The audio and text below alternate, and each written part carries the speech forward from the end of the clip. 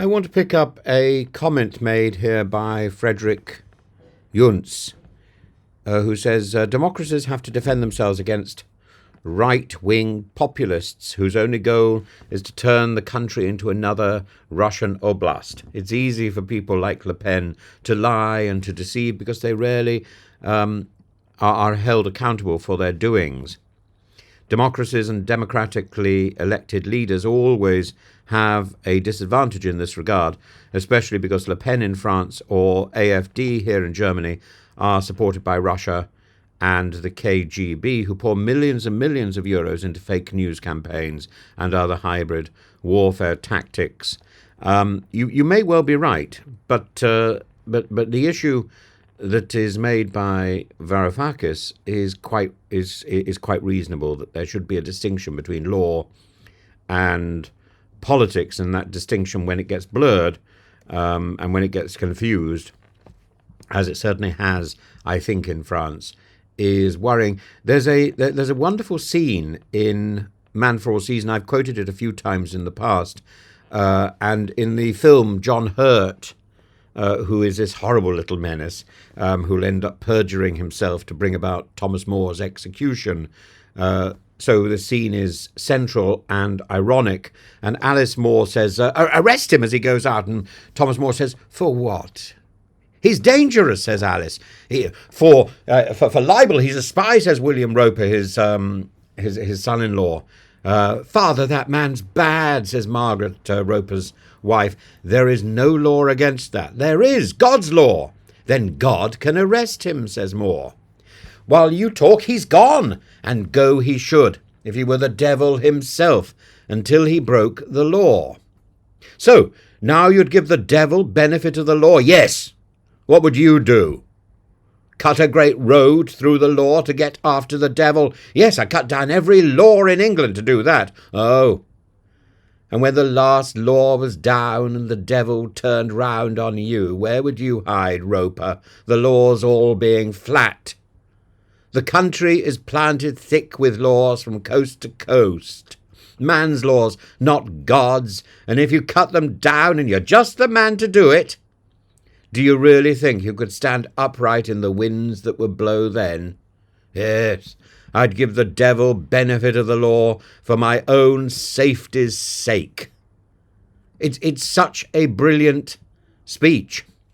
And the distinction between law and politics lies in the purpose and the method of each. Law seeks to apply rules impartially and consistently to all, whereas politics is inherently partial, contested, and directed towards achieving power and implementing a vision. Law aspires to neutrality. Politics thrives on persuasion and sometimes coercion. In a healthy democracy, in a healthy society, let's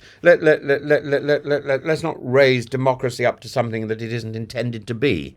It's one option. Law restrains politics by ensuring that no one is above the rules, not even politicians. Conversely, politics must respect the independence of the judiciary and refrain from weaponizing legal instruments for partisan aims. And the mutual restraint is what sustains liberal democratic order.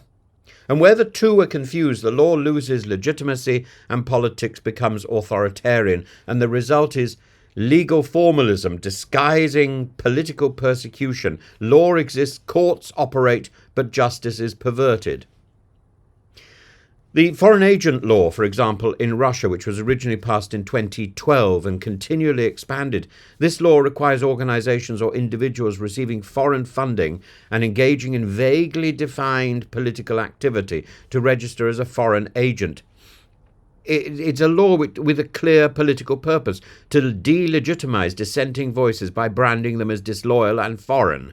And the effect is that independent journalists, NGOs, academics, theatre groups, musicians are all labelled foreign agents subject to audits, harassment and closure or exile.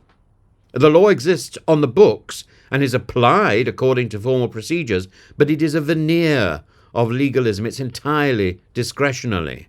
There's another law. I'm going to go through some laws in Russia because I think I should. Article 207.3.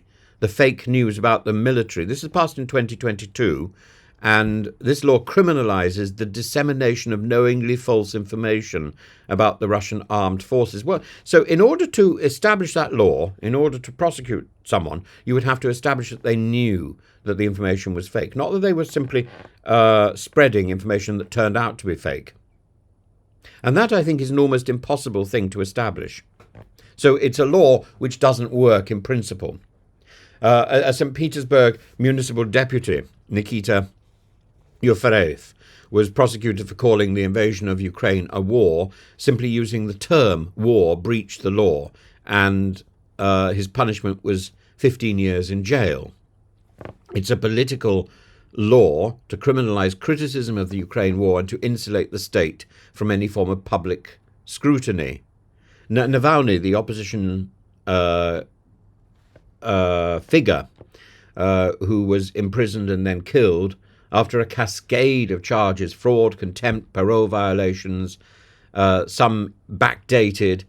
The legal justification was that he allegedly violated parole conditions while in Germany recovering from a state-sponsored poisoning with Novichok.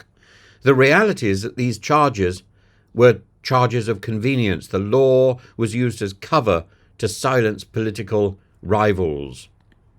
In 2013, there was a law that banned the propaganda of non-traditional sexual relationships. It was based really on the Clause 28, the appalling law that was one of the last things done by the Thatcher government. So this Russian law, starting in 2013, expanded in 2022 to consider all audiences, not just people who were under 18. And I remember meeting a man who looked very much like a toad, a man called Pyotr Tolstoy, and he whispered in my ear that he was very proud of being behind the process of ratcheting up this law. And I thought the man not only looks like a toad, but he oozes venom, clearly pernicious.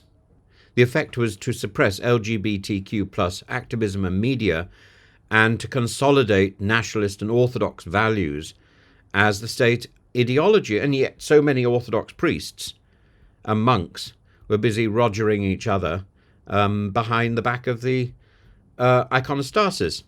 The law pretends to protect minors, but functions as a cultural bludgeon. It's there to punish anybody who gets in the way. When law becomes politics in disguise, justice becomes arbitrary, political opponents are criminalized, society is governed not by rules but by fear, and the rule of law becomes rule by law. The legal forms remain, but the function is perverted.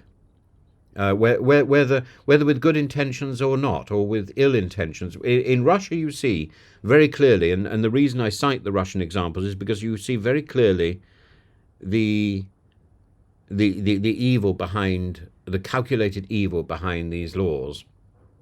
But in other countries, this is done often with good intentions, but the road to hell is paved with good intentions. The Russian state illustrates the perils of confusing law and politics. Courts operate, judges wear robes, laws are cited, but these are facades for political power. And the law may be the law, but the law doesn't need to be morally right. That's why we have governments, to change the law, to revise the law.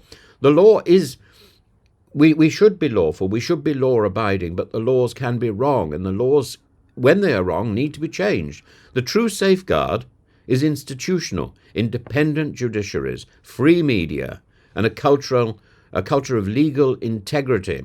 And when these break down, tyranny wears the lawyer's tie, tyranny wears the lawyer's robe, tyranny wears the judge's wig, and tyranny rules.